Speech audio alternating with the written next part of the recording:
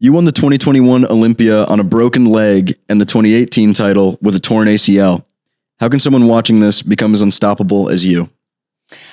Well, I don't recommend going into big world championship titles in that condition. But, the thing is, it sounds cliche to say your mind is so powerful, but it legit is so true.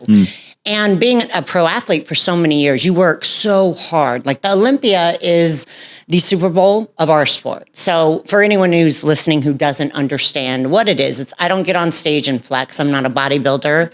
In my division, we do a 2-minute routine, and it's athletic, it's explosive. You do dance choreography, gymnastics, flips. I do break dancing. That's kind of my niche. And so it's like you train for months to get to that show date. And both of those injuries, the ACL, I was coming back after breaking my neck, actually. So 9 months prior, I broke my neck. And that was just everyone had doubted me, your career's over. And I'm like, no, I'm not going out like this. So I'd never won a world championship title at that point. But that was the dream. That was the goal for years. So I'm approaching that show, and I thought, at the very least, if this is how my career is ending with this injury, I'm going to go in and I'm going to give it my all one last time. 4 weeks out, I tore my ACL. And so it's like, well, damn. I got one leg and hardly any upper body strength to do a 2-minute routine. But your mind can power you through. And if you focus on what you can do and not what you can't do, then the sky's the limit. So in my division, I can get on stage and there's 4 mandatory moves. The rest of the 2 minutes, I can do whatever I want. And so I did a lot of smoke and mirrors, to be honest, and tried to use anything that was working in my favor, and I ignored the stuff that wasn't. Same thing with my broken leg. That actually happened 3 days before the event. And I was already in Florida for the big show. I was that morning, I was doing my last little run through when the incident happened, and it happened mid-flip. I thought I was going to hit the wall. I was too close. Oh, no. So I pulled out of my flip early and just obviously broke my leg. Good Lord. And I had all the media and press interviews that afternoon. And it was like, I got up. I knew it was bad. I didn't know technically it was broken at that point. But I'm like, I'm not going to the doctor. It's not going to change the outcome. We're going to act like it didn't happen. Nobody looked below my waist. You keep eyes up here. No one in my camp, no one on my team would acknowledge it. We didn't talk about it. It was painful. It's like, I have 3 days. After 3 days, we'll deal with it. It's still going to be there. And I won't say it was easy. Talk about the amount of pain to do a 2-minute physical routine with a broken leg. But in both of those instances, I won. I did not win world championship titles when I was injury-free. But those are 2 instances where it's like, if you believe, I had put in the work day in and day out to get to that point prior to the injuries. I knew my hard work would pay off as long as I kept my mind focused on what I could do. And I stayed positive, and I kept that belief in myself that I deserved to be that world championship leader, to have that title, to step into that role.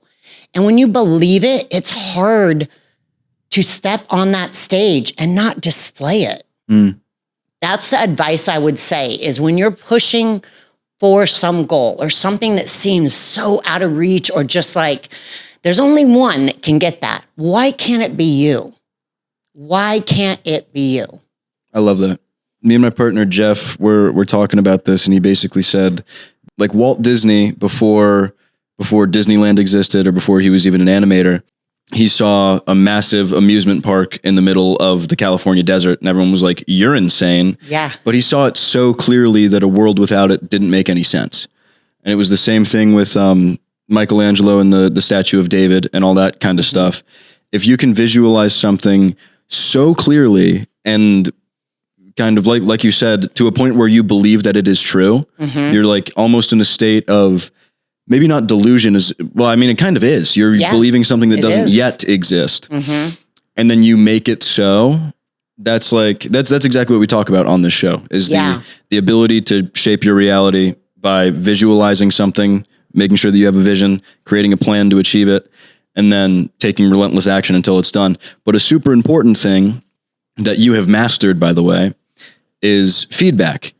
Because if something goes wrong, if you break your leg or bust your ACL or whatever, you need to be like, okay, what's going to change? Because something has to change. I can't do backflips on a on a broken leg, right? So it's for lack of a better term, almost magical that someone can just decide. There's like a switch that you flip in your brain where when someone goes, "Oh, your career's over," right? You're like, "Oh, watch me do this." Right? Yes. It's pretty magical. It's pretty magical. Well, thank you. I mean, you nailed it too. There is a point of delusion, right? Like you have to know that you're at a level to achieve something of greatness. You have to know that you put in the work and that it's not, as someone who's never even made it to Olympia to go, okay, I'm going to win it. Your first time ever. That might be a bit of delusion. Let's be honest. Absolutely. But when you put in the work and you've known that you're close and you just need to level up a little bit more to get there, that's not delusion in my mind. And absolutely, I preach visualization heavily to all the athletes I've coached, to all the business mentorship I've done. You have to visualize already being there so that you know the steps to take to get there. Yeah. And when it came to stepping on stage as an athlete, I would visualize the win. Like I literally get chills right now thinking about it. I would go early when the venue, the whole arena is empty and there's just some of the stage crew getting finals set up. I would purposely go early so I could sit on stage in that center spot and visualize that the audience was there cheering me on and there to celebrate my win. Not to watch me compete, but to celebrate my win. And it's like it kind of takes that pressure down. It's like, okay, no, it's already achieved. This is the celebration. This is the victory lap.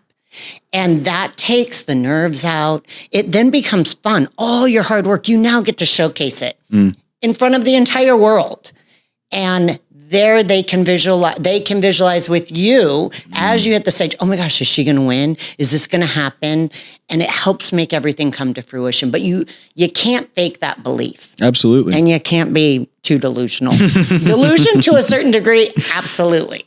Are you familiar with the, I forget who he was fighting, but John Jones, arguably one of the best MMA fighters in history. He, I think he was fighting like Chael Sonnen or Rampage Jackson or something like that. But basically he used to have like right 3 weeks before the fight, recurring dream of him. The fight starts, he gets knocked out. And it happened over and over and over and over again. And in each one of his dreams, he was standing up when the fight started.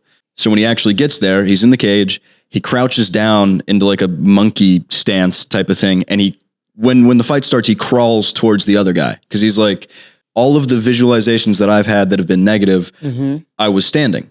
So I'm going to change the whole thing. Yeah. I'm going to crawl out. First time anyone's ever done this in the sport. And then he won. And we have no idea if he won because he crawled. Right. But it definitely helped him with some sort of a mental thing, Sure. right? There is nothing in the universe more powerful than a mind that can shape it. If you can go, well, you know what? I want insert whatever you like. I want a house over there. And then in 2 years, there's a house over there. That's a pretty powerful thing. And of course you have to, it's not just visualization. You have to act on it, but like everything starts as an internal vision or an internal energetic intention almost. Yeah. So when did you sort of had that first, internal energetic intention where you're like, I'm going to go up on stage and be an athlete, a really professional fitness athlete? Well, to be honest, it wasn't ever actually part of the plan. I've always been an athlete growing up. I've loved sports. I've played anything my parents would let me be involved in just because I loved being active. I had 2 older brothers, so you had no choice except try to keep up with them. Yeah. And so I love that. I do owe a lot to my 2 older brothers. But I got involved in this sport because I was at the gym and I just saw a bunch of people over a few weeks being like getting in shape. I'm like, what are they doing?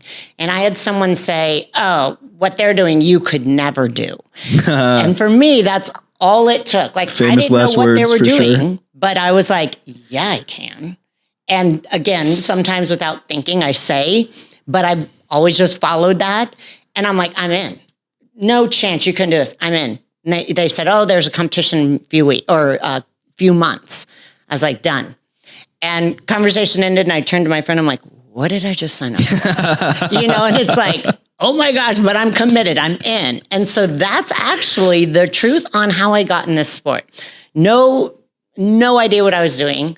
But I loved it. I loved the challenge. I loved the science of seeing what you can do to take your body to the next level, the mental challenge of really, like, it's hard on your body. I mean, the physical element of doing what I do as an athlete is so difficult. But, I thought this is a crazy, fun, cool challenge. I figured it would maybe be one and done, but I loved it. I had zero expectations. I didn't care if I won or lost. I was just doing it to show I could do it. And once I'm committed, I'm in. But then I thought, oh, this is fun. I'll just do a few more. Keep me busy, kind of gives me something positive to focus on. Yeah. And then I ended up turning pro and I was like, oh, damn, what does this mean? What do I do now? But I can honestly say for years, I had no expectations. And I truly think that's why I became champ. I didn't worry about the outcome. I worried about the effort and the energy in the journey, day in and day out. How did I show up? Did I fall down on my own self, on the promise to myself? Did I commit? Did I stay true to my workouts, to my training, to my recovery, to my nutrition? Those are all things I control. So I had this mantra of each time before I stepped on stage, you walk up the stairs, you're on deck, and I would evaluate, did I win or lose? I'd never let the judges validate whether I won or lost. And I didn't always win, and I was like, I definitely could have done better here, and here. There were plenty of times I was like, I won. And I didn't actually win on the placings in the judge's mind. But that never mattered. It's like, am I having fun? Is this still an enjoyable process for me that I can deal with stress? I'm a single mom raising 2 boys. I'm building businesses. I'm now searching for a world championship title. Like, what am I doing? There was no rhyme or reason, but I loved it. So that's why I kept doing it. And I was never perfect. And that's okay. I loved the process. Even all 3 times that I won the Olympia and 1 time I won the Arnold, those preps were not perfect. They don't need to be. They don't need to be. Perfection is highly overrated. And in my mind, it's impossible. But did I do what I could and bring to the stage to the best of my ability, the best me? That's what mattered. So there's a reoccurring motif in your book of just that. Am I having fun? Whenever someone doubts me, I put that in my fuel tank and burn it so I can make sure that I did exactly what they said that I couldn't do. Yeah. And 3 is the only thing that matters is my opinion of myself. Right. Right? Because when that's such an interesting thing, what you just said. You didn't let the evaluation of the judges, the people who are literally the arbiters of who wins and who loses. You're like, no, they don't. I need to decide if I won or lost. Right. And sometimes you were like, I just fucking killed it. Yeah. I so just won. And then, totally. Maybe the judges thought something different, but it's much more important what you think about yourself, just in a broad sort of context, rather than what other people think. Especially if you don't even care much about, right? Honestly, it's the truth. Like winning a championship title or placing last does not change if my boys love me. It does not change when I go back home to Arizona and am I still an owner of companies? It doesn't change who my best friends are and how they look at me. So it doesn't matter. It's cool. Hell yeah, it's cool if you win. That's an amazing accomplishment and you don't go in to lose, clearly. But if I didn't, that did not change the worth of who I am as a human. Yeah. My placing as an athlete may have dipped, but again, I lost my title. I didn't win 3 titles consecutively. And in all transparency, the 1 year I lost in 2020, I view as my biggest win. And then ironically, I didn't win. Oh, well. To me, people say, which championship was it that was the best? And I'm like, the one I didn't win was honestly for a multitude of reasons that have nothing to do with the placing. So, at the end of the day, no matter what you're doing in life as a business person, as an athlete, as a, family member, as a spouse, you have to be happy with what you're doing and the effort you put in and really be able to be proud of who you show up as every single day. Absolutely. Otherwise, you're just putting on this front that eventually is going to come out. Mm-hmm. And then you're going to have to be forced to deal with what is it that makes you truly happy and who really are you? So you might as well just do it now anyways. And there's I guess a big issue with the sort of discovery process in, well, what do I want? Who am I? What do I believe? I'm not just this meat sack thing. There's something going on in here. And I want things. What is that? You know what I mean? Yeah. There's so much stimulation going on in the world, especially in my generation. We're all living on phones and we never, pick up a book and and read it. You need at least a little bit of alone time with yourself to be like, well, what is it that I want out of life? Because I only have one, and time is not on my side. It's like I'm just losing time. So let's figure it out soon. Yeah. Right? And then once you have that, you can be like, okay, how do I get it? Right. It becomes way more simple. There's a decision-making framework once you have, well, I want to be an investment banker at JP Morgan or whatever it is. You now have a decision-making framework. If your friend invites you to a bar, does that get you closer to becoming an investment banker or further away? Probably further away. Let's not. But if he's like, there's some, bank executives at this bar, you want to come? You're like, yeah, because that gets me closer to my goal, right? Yes. Everything becomes a whole lot more simple once you have that like decision-making framework to say, well, does this get me closer or further away? If it's closer, let's do it. If it's further away, let's not. And it's hard to act in accordance with that because sometimes you're like, well, I want a cookie. Yeah. You know what I mean? Yeah. Like you all the time in this book, which I love, by the way, is reward yourself with a snack. Totally. Reward yourself with a cookie.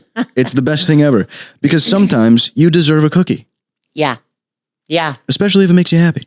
I know. Eat the cookie. I agree. I mean, people laugh because if you look at my diet, I do eat a lot of bullshit. And it's like, what are you doing? You're supposed to be stepping on stage. You got to have very little body fat. And I'm like, yeah, I know, but I know what works for my body too. Right.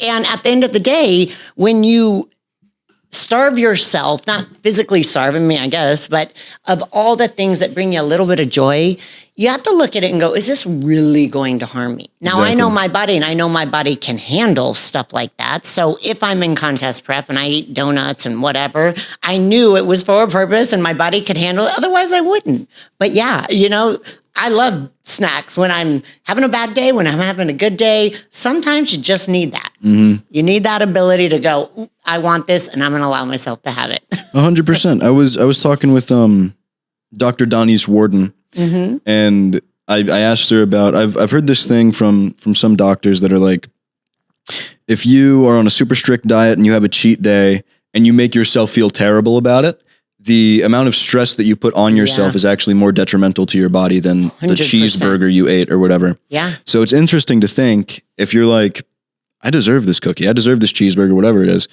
it's probably not horrible as opposed to being like, I feel so bad. I just broke my self-discipline. I was supposed to be eating leaves and grilled chicken for this entire month, and now I'm eating cheeseburgers. And that sends you down into a spiral situation where you're like, I can't eat lettuce after I have all these cheeseburgers and cookies. Right, These are so much more tasty and amazing. Yeah.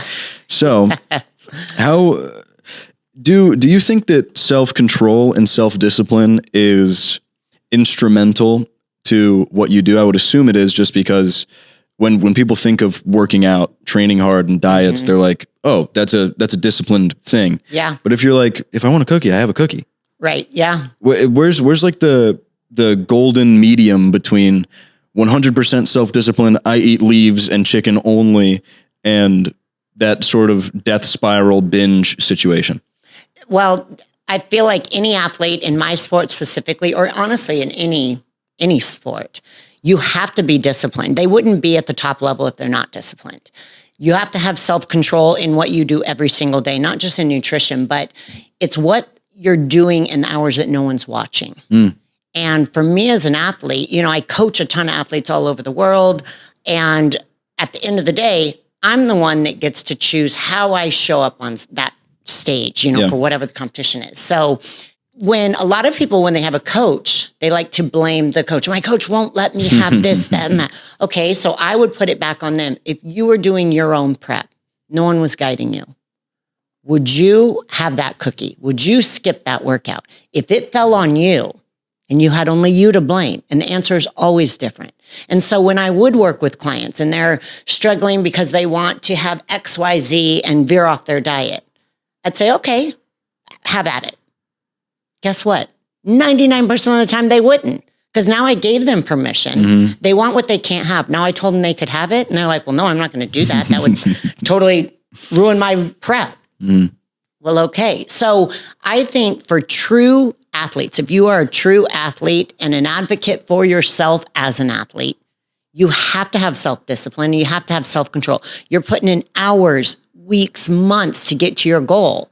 So it's up to you. Are you going to set yourself back, or are you going to make decisions that, there's plenty of days I missed my workout because my body was screaming at me, take a day off, or you're going to continue to stress your knee if you don't take a day of rest and focus fully on recovery. So I veered off my own plan. But did I think it was smart? Yes. When, just to your point, if I was like, you know what, I'm going to have burger and fries, and it's not on my plan, but I can tell my body needs something. Do I feel like this is smart? Yes. I'm going to have to weigh it out and see, did it help me or hurt me? And most of the times, your body will tell you. And I would look better the next day because I had this little splurge. So there is science behind it. But to answer your question, absolutely. And I think it goes into the same thing with someone as a business owner, as an entrepreneur. You have to have self-discipline. You have to have self-control in regards to how you show up and represent yourself as a leader, as the owner of a company, how you show up for your employees. Everything you do is modeled to everyone below you. So it's same thing for me as a mom. I wanted my boys to learn from me, not because I told them, but because they saw it day in and day out. And as who they are now as young adults, they're 16 and 19. I have not had to preach to them to stop doing this or to do this. I knew if I'm modeling this consistently, they're going to pick up on it. Lead by example. Yes. Yeah. And, people always say, oh, did you have to have these talks with your boys? No. I mean, we have really, knock on wood, I feel like I've been super blessed. My boys and I have the most amazing relationship. They're two amazing kids, but I've never had to sit and shake them and be like, come on, get it together. But it's because I've been very honest and transparent. They've seen my highs. They've seen my lows. I share things with them. I show them that life is not easy. And if you know it's not easy, stuff's not going to be handed directly to them, that life is going to throw you so many curveballs, but you got to be able to deal with it and deal with it properly. And I will explain how I'm dealing with life setbacks. Even when they were 3 and 5, I remember having a very serious conversation because they saw me on my stairs crying. I was just breaking down with some of life's struggles. They were too young to understand, but I just simply said, life is hard and you got to have these days to feel it. And then you recognize the sunshine tomorrow and you get to wake up and have another shot at making a good day. Simple things like that, by modeling the behavior and being the example, will have a huge ripple effect, whether you're a coach, whether you're a business owner, whether you're a parent. It actually, people will pay attention more by what they see than what they hear, is my belief. 100%. It's the opposite of do as I say, not as I do. Yeah. It's do as I do, not as I say. Right. Which I say a lot because I've done a lot of stupid things in my book. So how does someone watching this cultivate self-discipline and self-control? It's putting in the effort. I mean, and recognizing when you fall. Like, it's hard to look in the mirror and go, I failed myself, or I did something wrong, or I made a massive mistake. You can't ever get better if you don't literally, like you said early on, sit with yourself and acknowledge you're not perfect. We all make mistakes, but what you do once you've acknowledged it, how you recover from it, how you rectify the situation, have you apologize if it was someone you hurt. Once you can do that, then you can move on, but you've got to learn from your mistakes. And let's be honest, we all make countless mistakes every day, every month, every year. it's the ability to recognize you're human and we're all flawed. I mean, that's the book too. When broken is clearly I'm broken as a human with all my broken bones and whatnot, but I have been broken as a human. My spirit, my spirituality, my mental state, all of that has been broken in life, but you have to have the ability to come back and realize, okay, I'm not alone. I'm not the only one making mistakes. I'm not the only one that made a bad decision. I'm not the only one that had shit handed to him. Okay, we're all in the same playing field. But what sets people apart in this world are the people who just kind of survive, and those who thrive is the art to win broken and knowing you can. But you have to be truthful with yourself. You have to be willing to acknowledge your failures, your flaws, and accept it and embrace it and be like, I may never be flawed. Let's be real. I won't. You won't. We're all going to be flawed. We're all going to make mistakes. Just recognize it and acknowledge and move on and do better, be better, learn from those mistakes so that you cannot repeat them. Being the coach and the player at the same time. Totally. A super important thing when you are recognizing mistakes, failures, shortcomings is obviously being realistic, but not making yourself feel terrible. Yeah. Right? Because if you're like, well, if I could have done this or this or this, and you just like go down this rabbit hole of like self-pity, self-deprecation sort of thing, it's not good for anybody. No. But if you're like, well, if I worked harder in the beginning, or if you're just realistic about the thing, then you're like, okay, I'll get better next time. Yeah. You've said that failures can only teach you something if you uncover them, right? If you really read into, well, what happened there? And then you kind of, you dig up the lesson, right?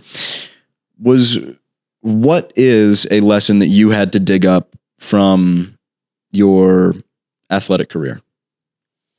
Well, gosh, I look at, so anytime I had a big competition, I shouldn't even say big. It was literally once I started my pro career, every competition, the very next morning, I would do an evaluation of myself. Okay, I'd look at the pictures. Where do I need to improve on my physique? Like, okay, I need to bring my shoulders up, work on the quad sweep, whatever it was within my physique. And then I would look at my routine. Okay, that trick needs to go. That's not being executed the way I want. I need to level up and do more strength skills. I need to get higher on my tumbling passes. I need to come up with unconventional breakdance moves. Whatever it was, I would have a list. So I had an action item of things that I needed to work on and wanted to work on before I went back on stage for my next competition. So being able to really go, okay, well, I didn't win. This is what I need to do. Now, then I won my first championship. And I remember it was just natural. The next morning I went through and I just, analyzed everything. And I remember some of the people, who we all kind of would travel. They were like, what are you doing? And I'm like, well, I need to focus on what I'm going to improve. And they're like, well, you won. I'm like, well, yeah, but the work's not done. Like, just because you get to the top, I mean, there's always going to be work, whether I'm trying to just strive to remain at the top or I just want to continue to push and improve. But it's like you have to be able to look at where are your areas of improvement. And there's always areas of improvement, unless you are completely delusional. But, it's just going, what do I want to do to be better? Whether it's sports, life, work, and then creating a plan to do that. And it doesn't have to even be that involved. I mean, even right now with certain things, I've kind of pivoted. I'm doing a ton of just different things in regards to entrepreneurship that I'm loving. And in reality, I have to kind of bring my head down to go, all right, you have way too many ideas. Like, let's be realistic. Let's find 5 of the most important things you want to do now. But I think that's where you find these people in life who are constantly achieving cool things. They're doing amazing things because they don't stop. They don't stop striving to do more and to do better. That's the entrepreneur bear trap, is you have a million ideas that are fantastic and you don't have the time or the money or the people to do even like 1% of them. So you have to be Yeah. like, well, like you said, what are the 5 that I can actually do Totally. that are also my favorite? Right. Right. Yes. Yeah. That's really I interesting. mean, you heard me when we first walked in here. I'm like, man, I'd love a clone. And it's like, I need someone who can sleep and get the needed sleep to recover, because my brain is just constantly going, but I love it. I don't think my personality could be any other way. I don't think it's uniquely, entrepreneurial, I guess, that there's just we have a hard time stopping. There's there's a shutdown button. Why do you want to press it? Cause like you said, the coolest people in the world that do the most stuff, they don't stop. Yeah. They're just like, we all have the same 24 hours in the day. Totally. It's just, what are we doing with them? Right. A lot of kids in my generation are using most of their time to scroll on social media and do, silly things that don't necessarily benefit their lives.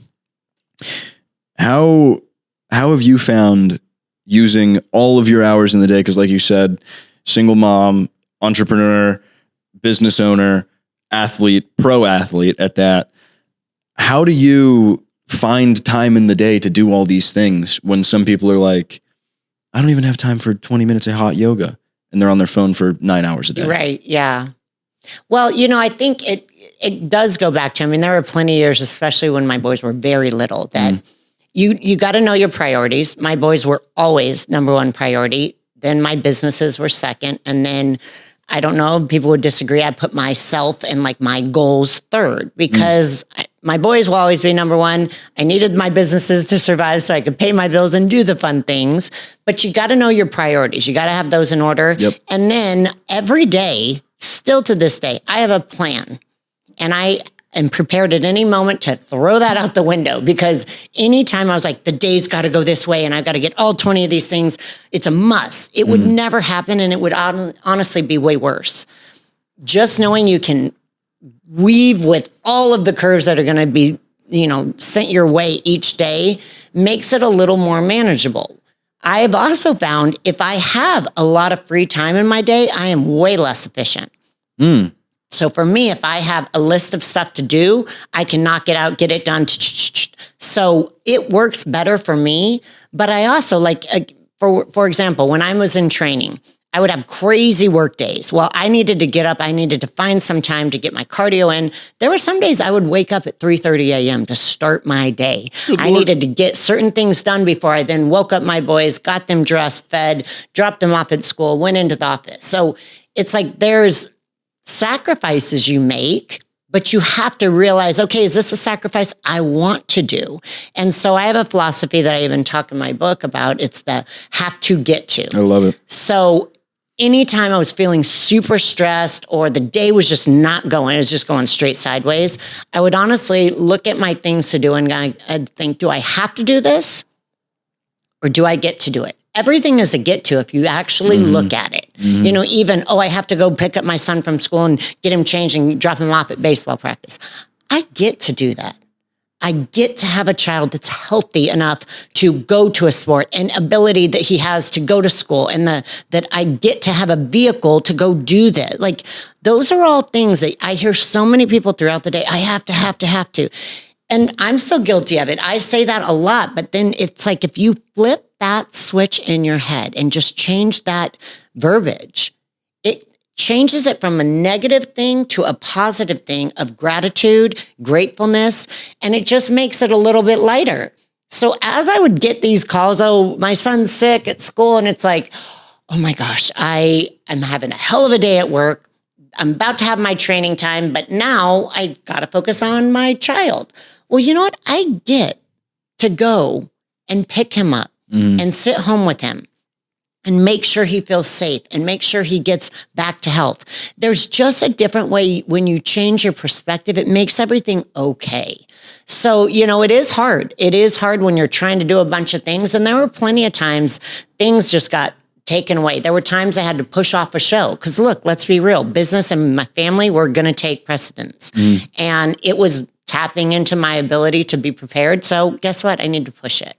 But otherwise, it's like you find a way. You make your schedule work for you within reason. And certain things are sacrificed at many points in my life, but all for, I feel, an okay reason. There were some times I had to sacrifice days out with my girlfriends and, those fun events, because if I wanted to, open up this new business, it was going to take a lot of focus and a lot of my free time to do that. So there's life for me, I feel, is just full of like ebbs and flows. It's like, you got to enjoy it. You got to have fun with it. You got to make sure your priorities are in the right order. And it doesn't matter. Everything's going to work out if those first few things are in the right place. I like what you said about your plan. You start every day with a plan, and you know that you can always throw it right out the window if you need to. Oh, right? yeah. That's probably one of the most important functions of a plan. The ability to change or just dissolve at a moment's notice. If you're like, because opportunities and obstacles pop up all the time. Yeah. All the time, in every way, everywhere. So that's we call that feedback, because it's like you always have a plan, even if it's not written, even if it's just in your head. But if you wake up and you have like a daily plan on your planner or something, and you have every 15 minutes time blocked to do whatever, and something pops up that's going to take an hour and it's not scheduled in, it may be time to toss that out the window and be like, okay, I'm going to do this. Yes. And then I'm going to go pick up my kid up from school and do all this stuff. It's super interesting. And I love the H2G2 sort of philosophy. It's so fantastic. It goes back to what we said about, how your mind is so powerful. If you literally just change that one word, like, I have to interview Whitney Jones today. I get to interview Whitney Jones today. Sure, yeah. Everything becomes so much happier and so much more like there's gratitude injected into it, as opposed 100%. To like, I'm just like walking through life and I'm all rumbly and grumbly and grumpy. Yeah. You know what I mean? It's because think about it. There's so many times too that, and it doesn't matter what your situation is, whenever someone's in a down spot, because I get a lot of people who reach out to me and they're like, you always seem so happy and you always just seem upbeat and positive. Do you ever have a down moment? Absolutely. I mean, plenty. Like, life would not be great if you didn't have these pitfalls, and especially if you didn't know how to make every setback be your comeback. So it's like, how do you... Every setback is your comeback. I love that. It's the truth. That's killer. I mean, it really is the truth. You just have to know how to do it. And that's why even in the book, I try to outline steps. It's not just I don't want to just tell people, just think happy thoughts, life's going to work out. No, you need actionable steps, especially when you're in a bad spot. Like, I need a playbook. Tell me the strategies. And so the biggest thing is, whenever I'm talking with someone in a spot like that, I think, okay, so tell me what's going on. And then one of the things, and maybe people disagree and I don't care. I mean, this is just my approach. I present as someone who is in a very worse situation than they are, who would trade places with them in a heartbeat. I love that. And that just gives perspective. Oh, yeah. Whether it's, there's this person who's homeless on the street and you're complaining about all this construction that's going on with your house, they would die to have your house. They would die to have a place to sleep. Or you're so upset and frustrated with your kids or your relationship and you're just pulling your hair out because everyone's annoying you. Well, guess what? Think about that lady who just lost her husband or just lost her son, who would die for the chance to just hug or speak to that person again. So take a setback, and that's not to say how they're feeling isn't valid, because it's important to feel. I feel like everyone, when you're going through these things, you got to express it. You got to find a way to process and get it out. Be in the moment, feel it, and then get rid of it. Because there's always someone who would love to have the problems that you're complaining about right now. Oh my God, I love that. There is always someone who would love to have the problems you're complaining about right now. Whew. Are you familiar with Marcus Aurelius had this thing that he would do called negative visualization, which is it's really similar to what you just said. Like if I'm in an argument with my wife or something, I visualize that she's gone. She never existed. And I really, really meditate on that for like 5 or 10 minutes. Obviously, I'm super sad and I'm like, oh no, I love my wife, where's my wife? And then I'm like, okay, I'm done with that. And then immediately you look at your wife and you feel so grateful because you're like, oh, she actually does exist. It's visualizing instead of the the overly delusional positive thing where you're like, everything's perfect and I love my wife. Right. You imagine her not even existing ever. Yeah. And then you come out of that sort of state of trance or whatever. And then you're like, whoa, this is how I should feel all the time about this person, about my job, about my kids, about whoever. Yeah. That's so interesting. I love that quote that you just said. Yeah. Well, and to be honest, like, so my son, and I have to check myself regularly. I mean, that's just the truth. I am far from immune to any of this stuff, but I literally walk the walk and talk the talk. And even this morning, my son recently came home from college and his room is a disaster. Like, he came home, I literally opened it this morning. I'm like, oh my God, Brody, what is going on in here? But before I even said anything to him, I thought, a week ago, I was dying for him to get home. Can't wait for him to get home. I can't wait for him to hug him and laugh and all the fun things that we get to do all summer. And I'm like, why am I going to just give him shit? Like, I can say, you got to clean your room, but I can also nag him to death where he's like, geez, I'm so happy to be home, Mom. So it's like, I have to check myself too and go, okay, that is hilariously annoying, but is it really affecting me? No, it's just, I opened it and I'm like, whoa, dude, you got to do something about this. But it's the same thing. I love that because it instantly in my head, I went, you're sitting here annoyed that his room is a disaster, but yet last week you were literally beside yourself going, are you home yet? Are you home yet? Are you home yet? Like, you got to check yourself, just like you said, because otherwise you live in this state of, why isn't my life perfect? Why are these things happening to me? And it just reiterates that victim mentality, the entitlement that everything should be perfect. And it's like, no. Break out of that. You're preaching to the choir over here. Yeah. I have a quote written down by you that says, self-pity serves no purpose. I love that so much because like you just said, there's the victim mentality nowadays there's no room for it.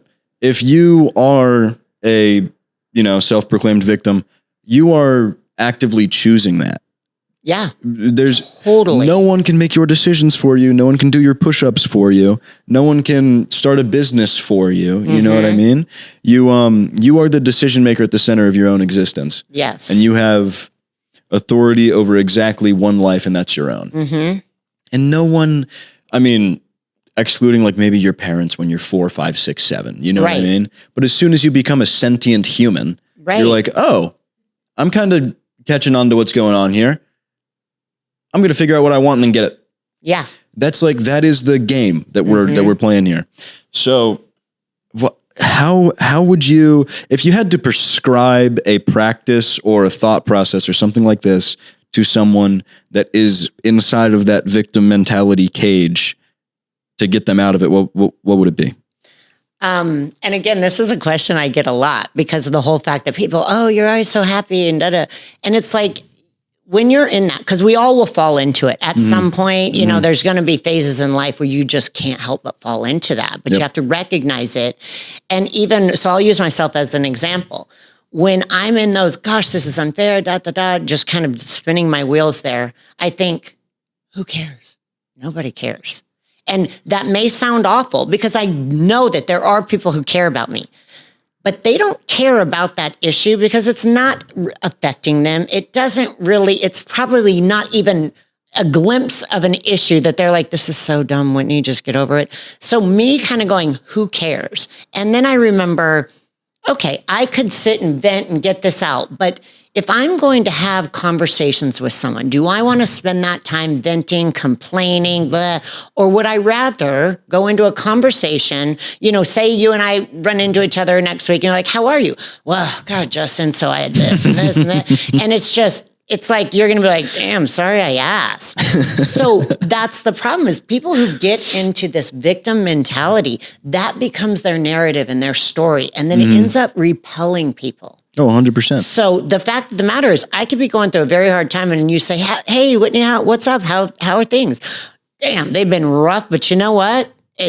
I'm getting through it and there's going to be sunshine on the other side. But, so you got to flip it and acknowledge that maybe shit happened. Fair or unfair doesn't matter. Right. But if you stay in that, it's not progressing you anywhere. It's like halting your life. can't change it. You probably can't, if it involves someone, you're not going to change their impression of this situation or how they view it. So the best thing you can do is just move on from it and go, that sucks.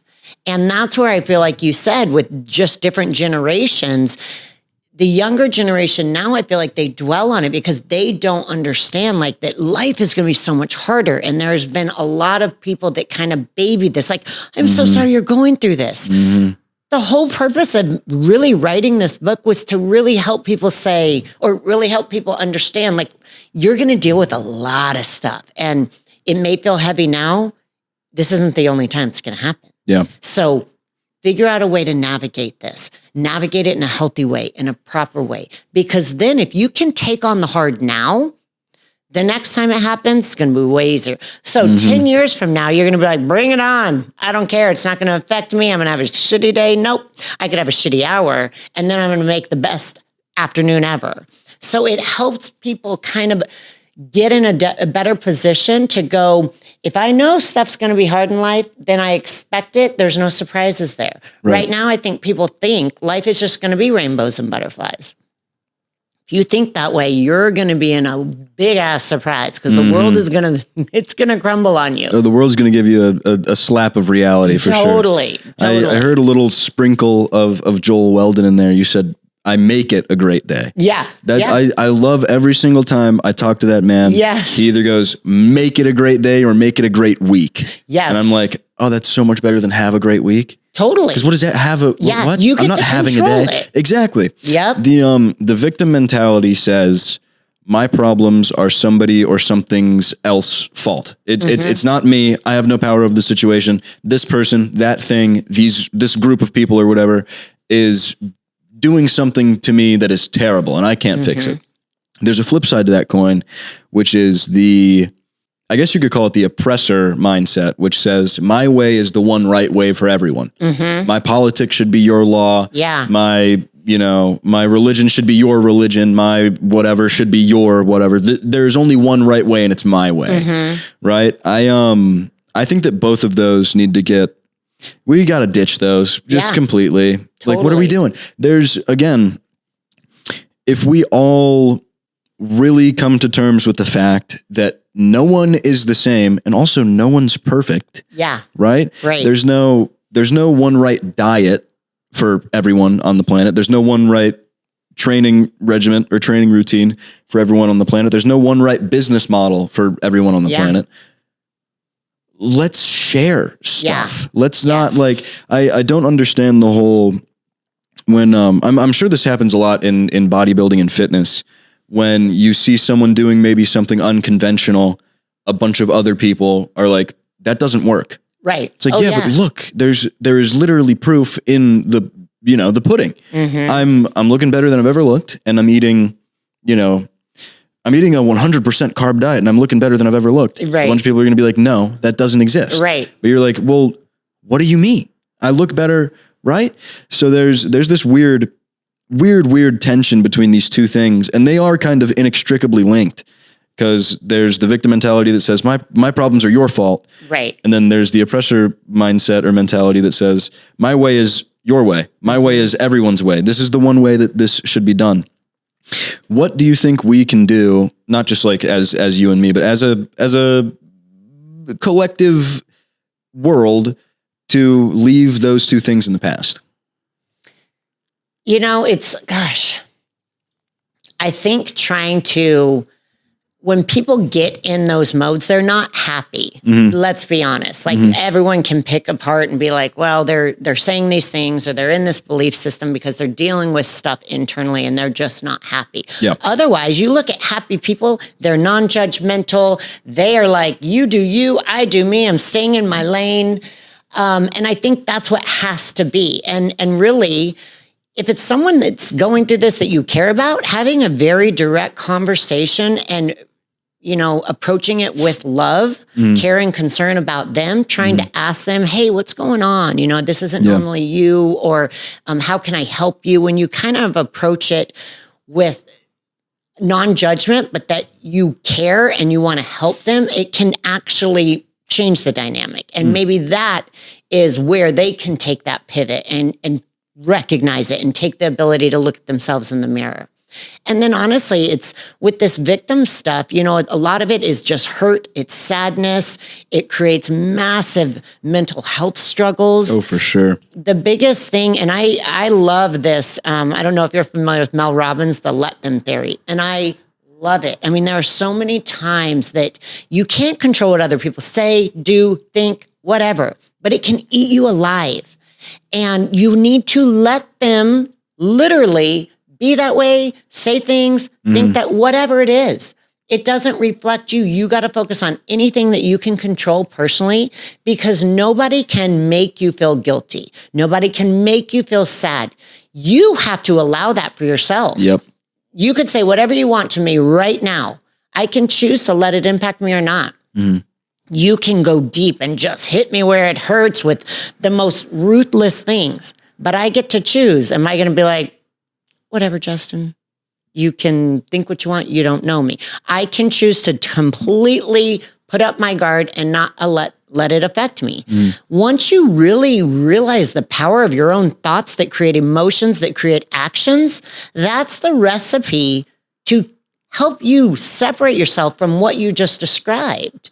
And whether you're in that bad spot and you're the victim itself, or you're dealing with someone who's constantly in that crazy mindset, focus on yourself and how you control it. And then if it is someone you care enough about to try to help them out of this, approach it in a way that's actually focused on a resolution and not a judgment or a criticism.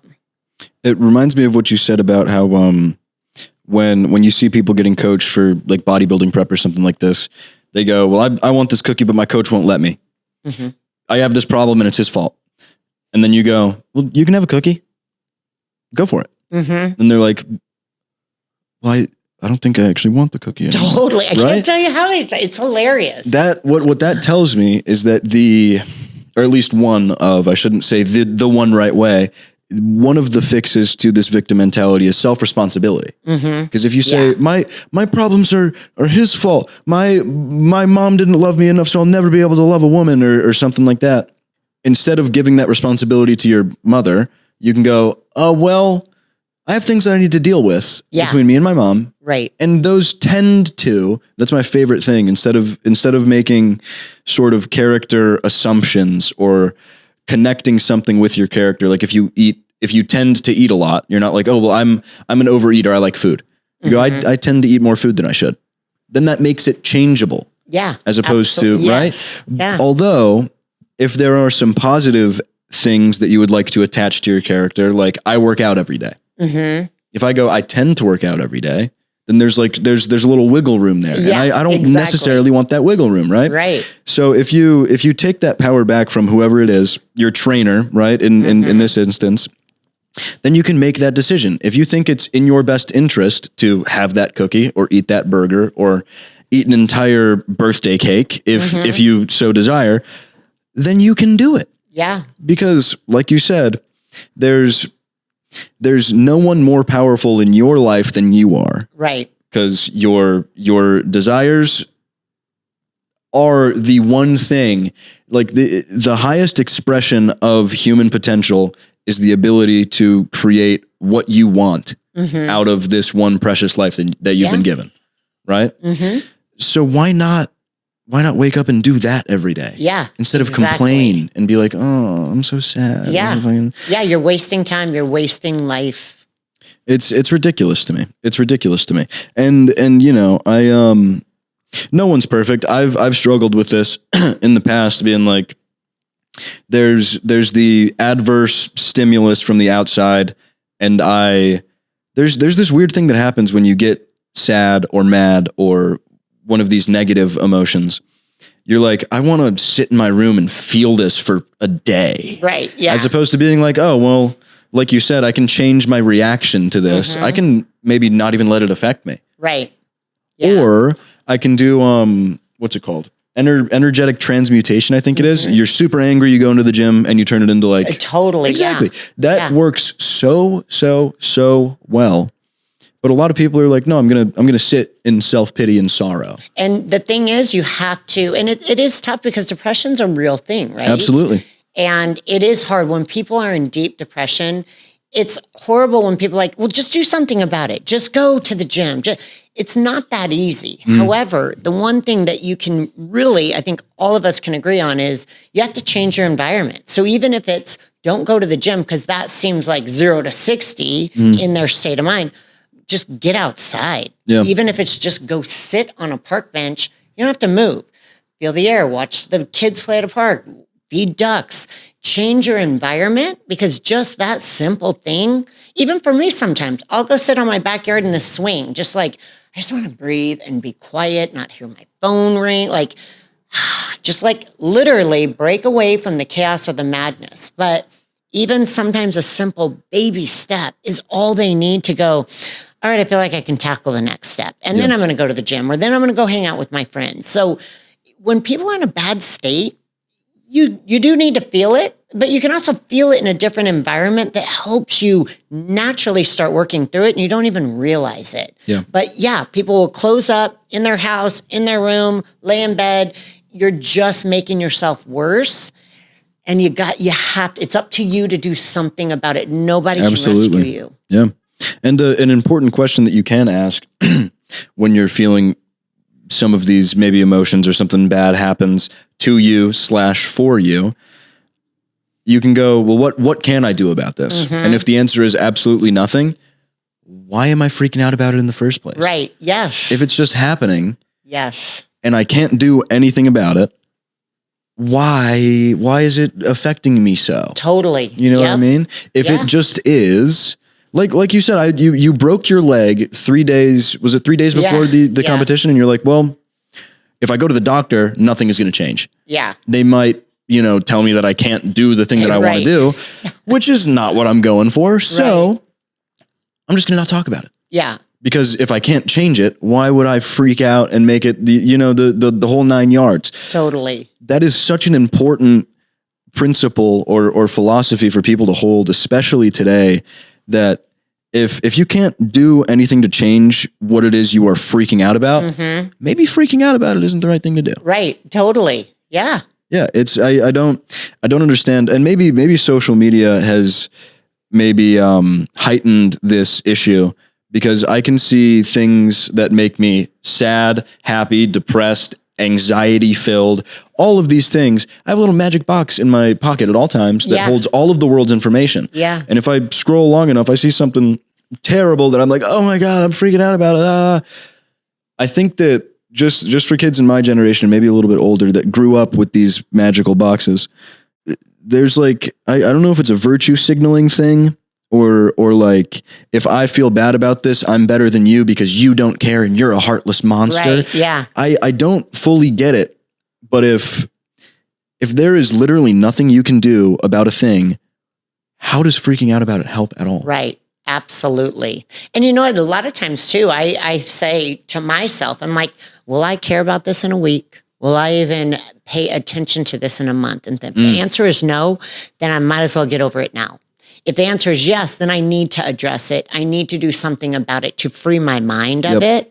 But even that thought alone helps me go, this is not a big deal. Yeah. And move on. Yep. Even simple things like with my son's room being a disaster. Am I going to care even tomorrow? No. So, or a huge issue maybe with business or a friendship or whatever. If it's important and it's going to still be in my mind in a month or a week, I probably need to address it. But to your point, exactly. If there's nothing you can do about it, you're going to move on eventually. So you might as well do it now. Something I love about your approach to life is that you make jokes about everything, which I love absolutely. And what you just said is super interesting. If I'm not going to care about this in a month, why do I care about it now? You say something similar in your book, which is if I'm going to laugh about this in a month, why not laugh about it now? Totally. Because it is funny. Yes. It's very, very funny. Yeah. It's going to be funny then, and it's kind of funny now. You told a story about how you got like hysterical hiccups in some sort of a business meeting or something, and you ended up spitting coffee all over your boss? Oh yeah. Like one of the most important, it was with the Arizona Diamondbacks. I worked for an ad agency and it was the first meeting and I'm with my boss. It was my first opportunity to like really show how awesome I was in this new position. Oh, it was a disaster, but I could not, the situation was funny. And honestly, me handling it that way was like, I remember my boss being like, oh my gosh, but I couldn't help but just laugh. And it's like, look, I'm sorry, but it broke the ice. If I would have been mortified, it would have made people uncomfortable and then it's awkward. Yeah. It's what it is. You've got to laugh the chaos of life. 100%. There's some people that, you know, just like walking down the street, you can tell who takes themselves way too seriously. Oh, totally. I try to, and of course there's times and places for everything, but if I can't even, if I don't even have the sort of self-awareness to laugh about something silly that has either happened to me or that I did, then what are we doing here? Like this is supposed to be fun. It's supposed to be fun. You know what I mean? If you're doing something objectively funny and I laugh at you, it is not you. Yeah. It's not like, ha, I'm laughing at you because you're a silly guy or whatever. It's a funny thing. We should be able to laugh about things. I don't know. There's a study that said, I think kids from the age of like 3 to 8 laugh 200 times a day. And adults laugh 3 to 5 times a day. What? Yeah. Oh, I am clearly a child. Then 3 to 5? It was. I'm probably just completely dismantling that study, but it was something like that. Wow. Kids laugh a large amount of times a day, and adults laugh just this much. See, this reaffirms why I refuse to grow up. Exactly.